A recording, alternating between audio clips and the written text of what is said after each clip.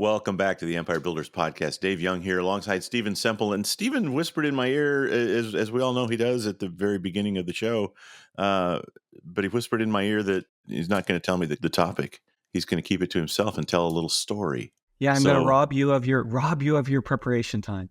See, it's the thing that my brain loves is to hear the thing and then remember my story about whatever the point is. So you go ahead with your little story. And you go into your imaginary world and ignore me. I'll be over here just doodling.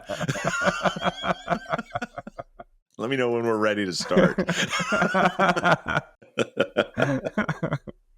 So what inspired this was I was in Vegas recently, and I was speaking at this, one of these big international cleaning conferences. And, as one does.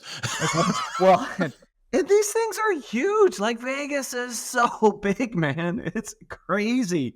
Uh-huh. But what I did each morning is there's a coffee shop I really like in the Bellagio that has just great espresso. So my morning routine was get up, go over to this coffee shop, grab an espresso.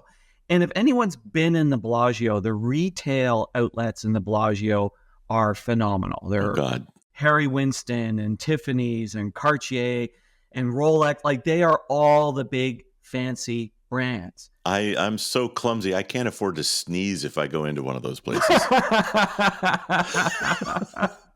Well, and you know what's incredible? Actually, if you're a retailer, and I've said this a lot, if you're a retailer and you're looking for ideas on how to do store displays, spend 2 days wandering through Vegas. Like, the store displays are just like phenomenal. But here's the thing that stood out to me. Each morning I was there kind of just before the retail stores would open. And there's one store that every morning had a lineup, and that was Rolex. Rolex? Every morning there was a lineup at Rolex, not a Cartier, not a Tiffany's, at Rolex. And I went, wow, that says something about the power of Rolex. So I looked at it and said, we all know Rolex is a super powerful brand. People who have Rolex stores can't keep Rolex in stock. But that just really did it for me. Turns out Rolex means coffee in Italian or something. They were just in the wrong place. Might have been. So what I want to do with Rolex is we'll talk a little bit about the early innovation of Rolex, but the big thing I want to talk about is how Rolex promoted its brand, because they did some really interesting things how they promoted the company. So Rolex was founded by Hans Wilsdorf, and he really was a pioneer in taking the pocket watch to the wristwatch. And legend, whatever has it, that the name Rolex, as he describes it, the name Rolex was whispered in his ear when he was in a horse-drawn carriage, going through Cheapside in the city of London. Like, it was just this inspirational name. And it didn't mean anything, but he just liked the sound of it. And the first breakthrough came in July. He was given Class A Observatory Certificate, was awarded to the wristwatch, which was basically the certificate saying, hey, keeps really amazing time. And then it was in 1926 that they created the oyster shell, which is that hermetically sealed watch. But basically, the company was founded in 1905 in London. And they started, first of all, by importing Swiss watch movements and placing them into quality watch cases. So they get the movements from Switzerland, put them in the case, and these watches were sold to jewelers who then added their names to the dials. So they were originally really a white labeled product. Interesting. Okay. And then it was in 1908 that the name Rolex was registered because they wanted this short, easy name, and there was this inspirational moment. And then in 1910, they became the first wristwatch in the world to receive the Swiss certificate of chronometric precision from the official watch rating center in Bienne. And look, this was a groundbreaking moment because up until that point, the only watches that were considered accurate were pocket watches. Okay. So it was the first wristwatch to keep really great time. And then in 1914, the Kew Observatory in England awarded wristwatch this Class A precision certificate. And this was previously only reserved for marine chronometers. Wow. So, okay. Again, big deal for establishing Rolex's reputation for accuracy and reliability. In 1919, they moved the headquarters to Geneva because Geneva is really the place that's known for fine watchmaking. And Wilsdorf wanted to really make sure that they had the highest quality craftsmanship. And then one of the big things that happened in 1926 is they introduced the Oyster, which was the world's first waterproof wristwatch. So it was innovation. It was this hermetically sealed case, which also protected the movement from water and dust. And they did a ton of testing actually with the military to show its durability. Wow. And Okay. in 1927, Rolex got a lot of publicity when the swimmer Mercedes Gletz wore the Rolex during her attempt to swim across the English Channel. So over 10 hours in the water, and the watch remained in perfect working condition, really highlighting its water resistance. Oh, and the last part of this is that a lot of people I don't think realize is that Rolex actually owned by a charity. Yeah. It's owned by the Hans Wilsdorf Foundation, which it became owned by the charity in 1960 when Hans Wilsdorf passed away. Is it an orphanage? Is it a? Yes, it is. Okay. Yeah. So very similar to Hershey's. We need more of these companies passing to charities in my mind, but that is a whole separate topic. Stay tuned, and we're going to wrap up this story and tell you how to apply this lesson to your business right after this. Hey, Rick, how's it going? Great. Great. Yeah, I just had an amazing 90 minutes You did? with the host of the Empire Builders podcast. Really? You've heard the podcast. Oh, yeah. Well, I finally took him up on the starter session. So you drank the Kool-Aid. Guzzled it. How did it taste? Well, he answered those questions that were keeping me up at night. Now I know what I need to do. So it tasted like strawberries. Really? Yep. Oh, and you can book your free starter session on this podcast website. Okay, Dave. Say, and they haven't missed a thing. Let's pick up our story where we left off, and trust me, you haven't missed a thing. So yes, Rolex did all of this innovation, but here's what I found really interesting, especially when I was really taking a look at the Submariner. So the Submariner watch brand is the one that I dove into to take a look at how they promoted it, because the Submariner is the one that is the hermetically sealed. And what they did in their advertising was, first of all, they advertised, the English Channel. Then they advertised the work that they did with the British military in terms of proving how great the watch is. Then they attached it to skin diving. Mm-hmm. And then Jacques Cousteau. Mm-hmm. And if you think about, at the time, a couple of interesting things happened coming out of World War II. Coming out of World War II, you had an emergence of a new middle class. People who had money and wanted to do aspirational things. You had emergence of new technology. Scuba diving and skin diving was a new technology, Mm-hmm. and something aspirational, and then also attached it to celebrity. And I think people would just go to, celebrity attachment, but it was more than just celebrity attachment. It was very specific. It was, here's a cool guy who's representative of this new technology and this new idea doing this cool thing that actually relies on a watch being durable. Yes. Because now it's not some fancy, expensive watch that I can only wear, to dinner. It's actually a watch that I can wear every day, Yeah. right? Now, and that led to the explosion in the Submariner. This was not an accident. Because guess what they did? They Daytona, Mm-hmm. automobile racing, a new technology, Steve McQueen, cool endorsement, Sure. right? Yeah. Durable watch because, racing cars is tough. Mountain climbing, right? Sir Mhm. Edmund Hillary. Well, You yeah, know- and we know that story. They were able to get their products to be identified with groups of people that are, active and aspirational and Yes. competitive. Yes. And they made their watch the prize. Yes. And they did this in race car driving, diving. They have the watch line for pilots and yachtsmen. They've got the yachtsmen. Each one of them, this is what they've done. They've said there's this group that identifies themselves as being a yachtsman. Mhm. They've got the cool yachtsman using the watch. They've made it durable and put some special features on it. This was not accidental. This was not I did it once.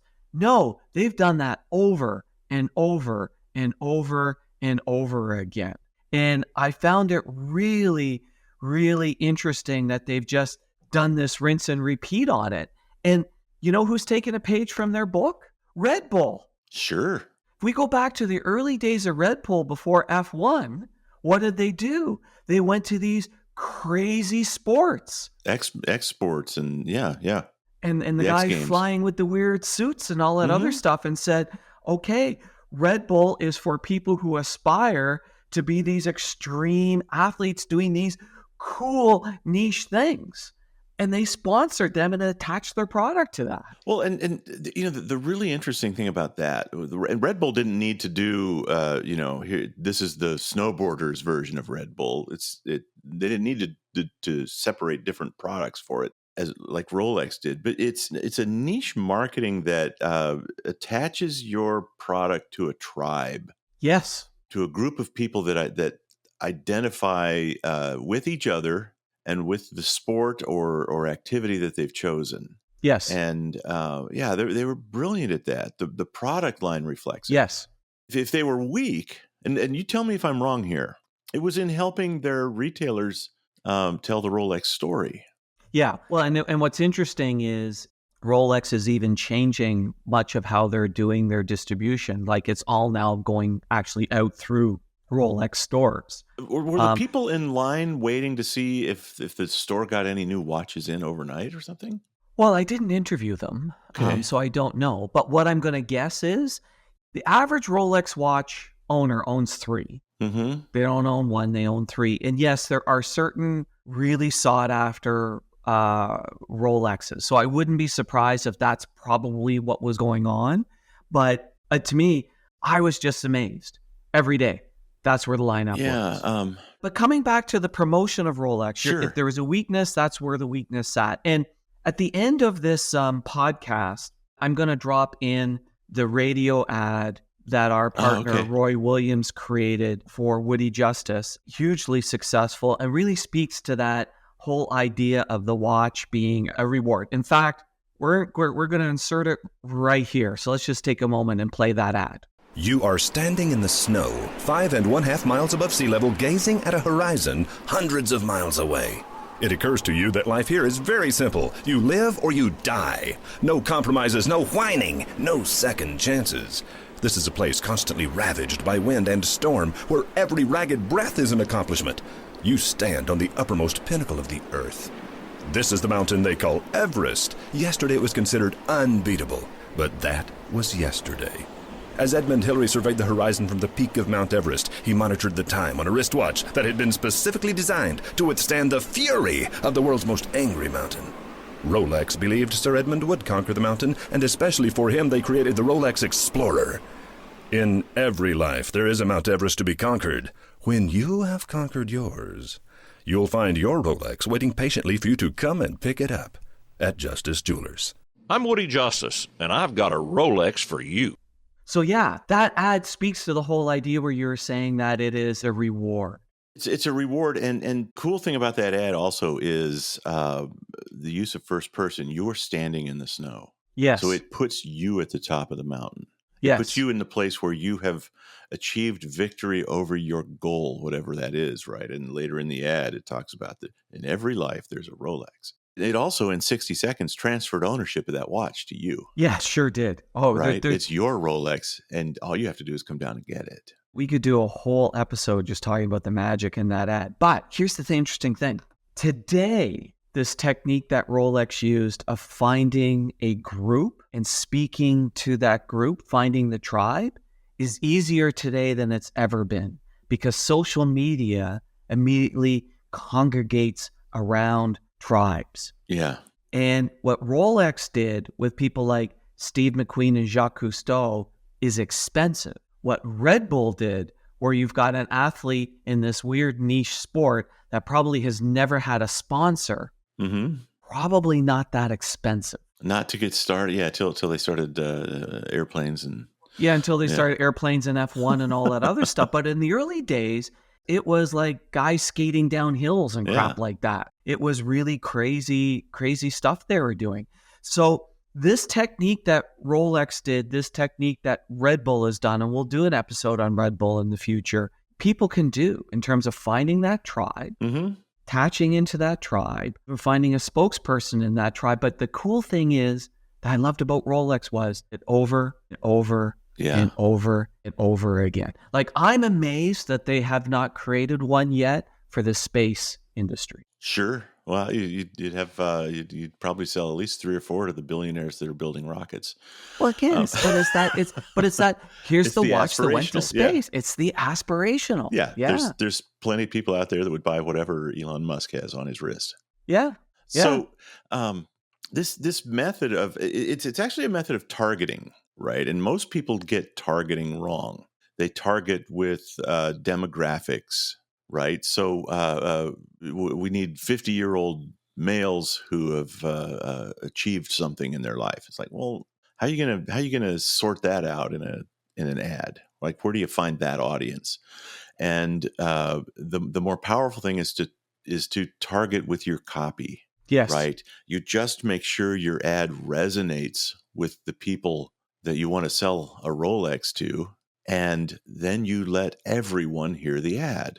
Yes. And the people that fit the niche will self-select and go, oh, well, yes, this is the one that I need. Yes. And even the Walter Mitty's, if they have the funds, they're like, I haven't ever climbed a mountain, but in my head, wouldn't I love to be on Mount Everest?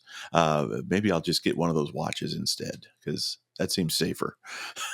And there's an interesting extra thing here, especially when it comes to luxury brands. I was having this conversation last week when I was in Houston with Jeff Sexton, and we were talking about this. And one of the other benefits that happens, especially when you make something like a Rolex well-known, popularized, and aspirational, is there's a self-identification that comes when somebody puts a Rolex on, because we all know what Rolex stands for. So the fact that everybody knows what Rolex stands for, when I wear a Rolex, carries that prestige.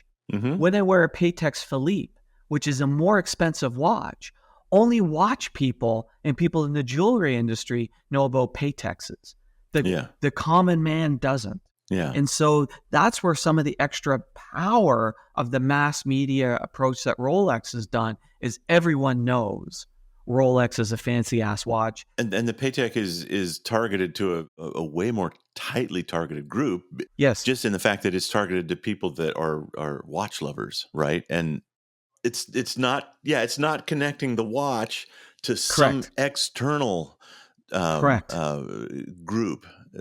Tribe that you're a part of. Correct. Right? It's just, you're a watch nerd. Here's a watch. Yeah. Really expensive. Yeah. Yeah. And look, they do well, but they don't have the same cachet as Rolex. So anyway, sort of finish this off. They can't keep Rolexes in stock. There's certain Rolexes where you're years on a waiting list getting it. Mm-hmm. And here I am in Vegas where there's all of these places, and the one store that has the lineup is Rolex. And the more I studied it in terms of their marketing, what I realized was how purposeful. And look, there's another lesson for people. When you find a marketing process that works, rinse, repeat. And they did it. Yeah. They did it in diving, flying, race car driving, yachtsmanship. Like, they took that idea and they rinsed, repeat, rinsed, repeat, rinsed, repeated it. Yeah. Yeah. Well, thank you for sharing the Rolex story. And I forgive you for not whispering Rolex into my ear the way, who's the guy that founded it? Somebody whispered it in his ear. Yeah, Han Wilsdorf. Yeah. He got to have the Rolex whispered in his ear moment. I didn't. Maybe I don't forgive you.